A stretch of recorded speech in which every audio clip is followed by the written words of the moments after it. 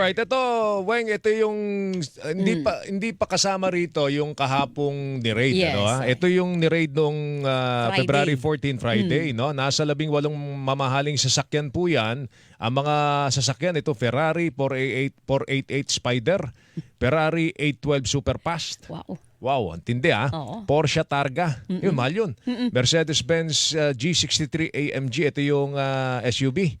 BMW M4. Tapos Lexus LC500. Naku, mahal yan, Weng. Porsche Cayenne, mahal yan. Bentley Bantayga, mahal yan. Hindi ko kilala to. Bantayga, babantayan ka niyan eh. Babantayan ka niyan, oh. Mahal.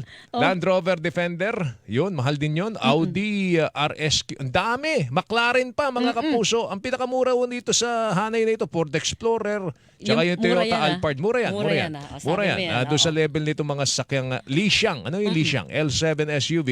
Tapos may Abarth pa. Itong Abarth, kung di ako nagkakamali, Italian to. Hindi ko nga kilala to Maliit eh. na kotse yan. Maliit na kotse, parang motorsiklo. Kompetisyon. Tsaka Agusta Brutal. Brutal po ito, 1,000 cc na motorsiklo. Wow. Nasa linya po natin si Ginoong Alvin Enciso. Si Ginoong Enciso ang hepe ng Customs Intelligence and Investigation Service ng Bureau of Customs sa Manila International Container Port. Ginoong Enciso, magandang umaga. Si Joel Siweng po ito. Magandang umaga po. Magandang umaga po, Sir Joel and Ma'am Weng. Opo, Sir Alvin, ano ba itong, kulang pa ba yung mga binanggit kong mga pangalan? O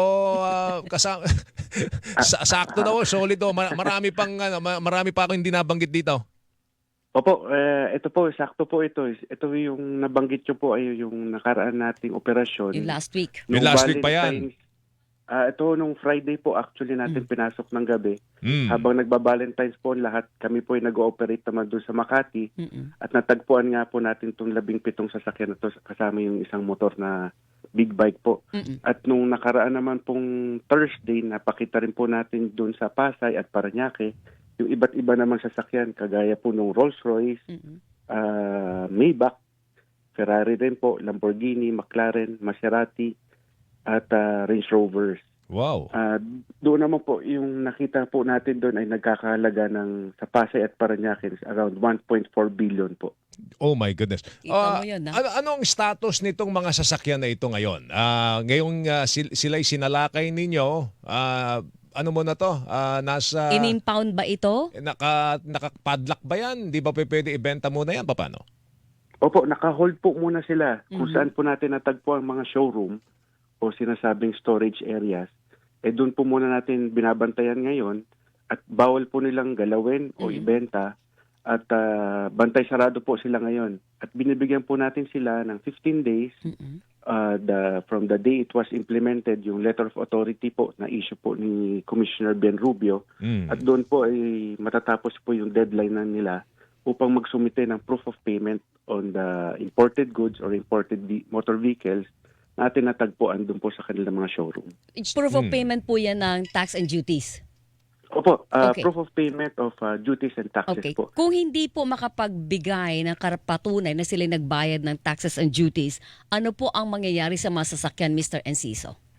Ito po ay ating irerekomenda kagad sa port collector na ma-issuean po ng warrant of seizure and detention. Mhm. At ito po ay ating kagad hakutin papunta sa Bureau of Customs upang ma-safeguard ang ating mga motor vehicles. Mhm. And during the seizure proceedings po, wala pa rin po talaga sila may papakitang other documents. Ito po ay ma-forfeit under the Bureau of Customs or under the government po. And Yan, anong, yan. saan tayo hantong sa dulo? Ito ba yung makikita natin ng i-auction sila ulit or yung sisirain ng gobyerno?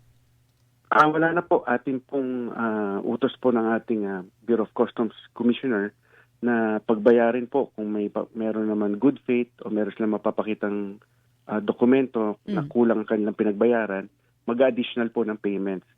Para may penalty. Ngunit pag wala po, opo. Pero kung wala ho sila talaga may ipagpapakita na any document, ito po yung ating i-forfeit and i-offer for auction na po. Okay. Sa public. Ang tanong ko lang, Ginoong Enciso, bakit kailangan pa silang hingan ng proof of payment kung ito'y nakalabas na? Kasi lumalabas parang kung ganon, ang impression ho sa amin, pinuslit po ito, nalusutan po ang customs dito. Hindi, at saka, sir, bakit sila ang kailangang magbigay ng proof? Kung walang record sa Bureau of Customs, Walang talagang proof of payment, wala di ba? nang presumption na hindi sila nagbayad. Talagang hindi sila nagbayad kasi walang record ang gobyerno. Ganun po ba yun, Mr. Enciso?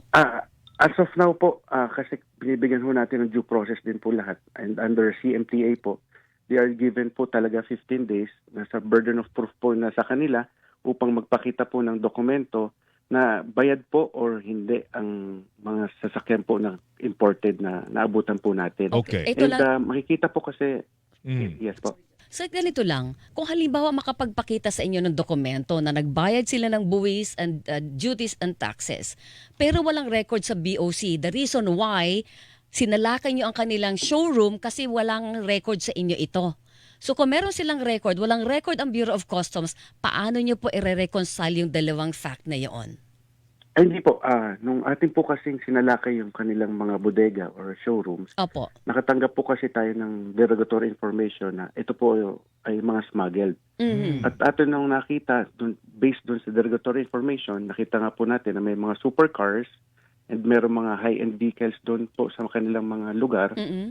And na-check naman po natin na meron mga pumasok based sa data po ng Bureau of Customs sa mga ganitong sasakyan.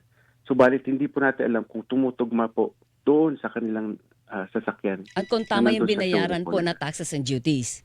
Yes po, kasi yun nga po na-explain ko ay yung kung pinasok nyo po ang sasakyan at binayaran nyo lang as an entry-level vehicle at naabutan po natin ang exact model is high-end naman, ang binayaran nyo po ay 1 milyon, 2 milyon, ngunit ang rightful duties and taxes po ay dapat nasa 30 o 40 million. Mhm. Ito po with lalagpas po doon sa threshold na 35% discrepancy.